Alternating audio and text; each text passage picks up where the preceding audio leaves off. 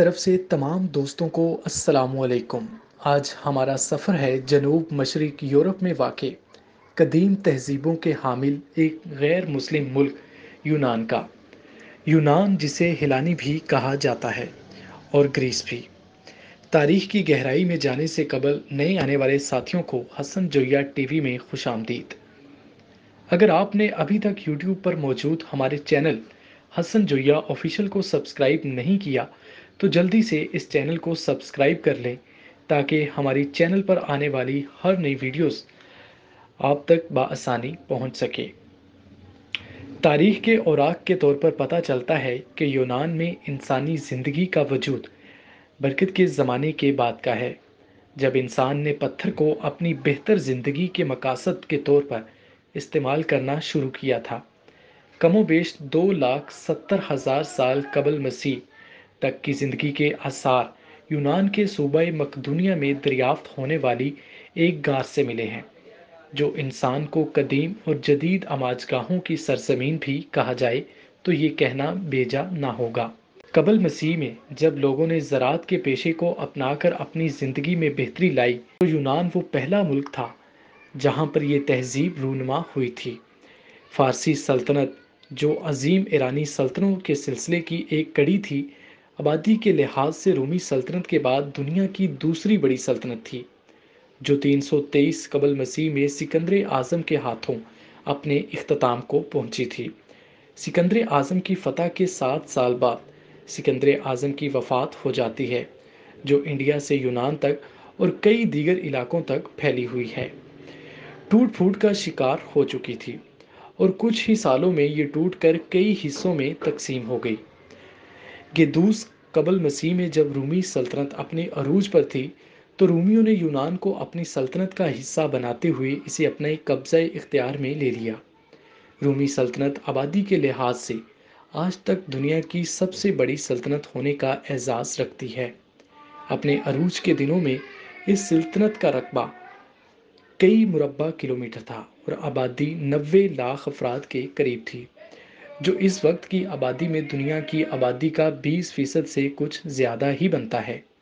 مگر پھر بھی رومی سلطنت تقریباً 500 سال تک قائم رہی، جب مشرقی سلطنت جسے بازنطینی سلطنت کہا جاتا ہے، جن میں یونان اور ترکی بھی شامل تھے، 1000 سال تک قائم رہی۔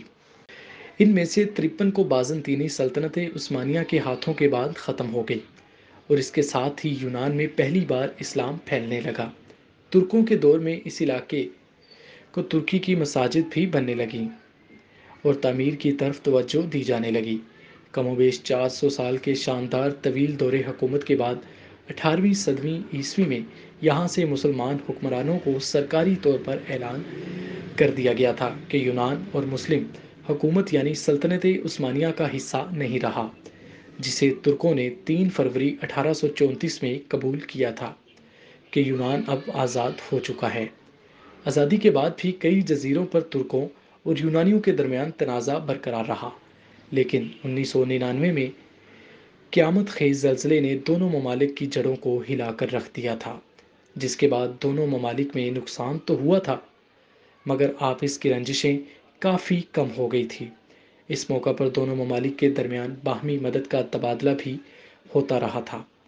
ترکوں کے دور حکومت کے دوران یونان میں مسلم آبادی بڑھنے لگی تھی، لیکن بعد میں آبادی میں کوئی خاطر خواہ اضافہ نہ ہوا۔ 1930 میں ہونے والے یونان ترک معاہدے میں، جس میں آبادی کا تبادلہ بھی شامل تھا، مسلم آبادی ترک منتقل ہو گئی اور ترک سے مسیحی آبادی یونان آنے لگی۔ آج کے یونان میں مسلم آبادی کی شرح صرف 15% کے قریب ہے۔ ان 15% میں بھی ایک بڑی تعداد میں مسلمان ایران، پاکستان، افغانستان، بھارت اور بنگلہ دیش جیسے ممالک میں آنے والے ہیں۔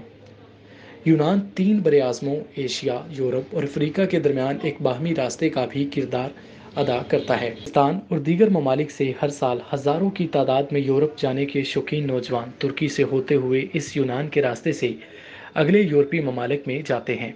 پاکستانی ایجنٹ لاکھوں روپے میں صرف چند سبز باغ دکھا کر نوجوانوں سے معمول رقم لیتے ہیں، جس میں بیشتر افراد کسی نہ کسی ممالک میں پکڑے جاتے ہیں۔ کئی افراد ہفتوں کی پیدل مسافت برداشت نہیں کر پاتے اور کئی گرمی کی شدت کو نہ برداشت کرنے والے ہوتے ہیں۔ ان لوگوں کو گروپوں کی شکل میں ایک ملک سے اگلے ملک منتقل کیا جاتا ہے۔ کہیں پر ایک کار کی ڈگی میں سے 15 سے 20 افراد پکڑے جاتے ہیں تو کہیں بسوں کے نیچے رسیوں سے بندھے ہوئے اور کئی بار بند کنٹینروں میں اپنی زندگی کی بھیک مانگتے ہوئے پکڑے جاتے ہیں، جبکہ مر جانے والے افراد کو یہ لوگ اٹھا کر پھینک دیتے ہیں، جن کا جنازہ تک نہیں پڑا جاتا۔ سب کو علم ہونے کے باوجود بھی لوگ پتہ نہیں کیوں 2 نمبر طریقوں سے ہی یورپ جانا پسند کرتے ہیں۔ یونان کے بارے میں اگر دلچسپ اور معلوماتی حقائق کی بات کی جائے تو یونان 1,23,457 مربع کلومیٹر کے ساتھ دنیا کا 96 نمبر پر آنے والا بڑا ملک ہے۔ یونان 1,12,00,000 افراد کی آبادی کے ساتھ دنیا کا 81 نمبر پر آنے والا بڑا ملک ہے۔ یونانی یورپی یونین کا باقاعدہ ممبر ہے۔ یورپی یونین کے دیگر ممالک کی طرح یورو ہیں۔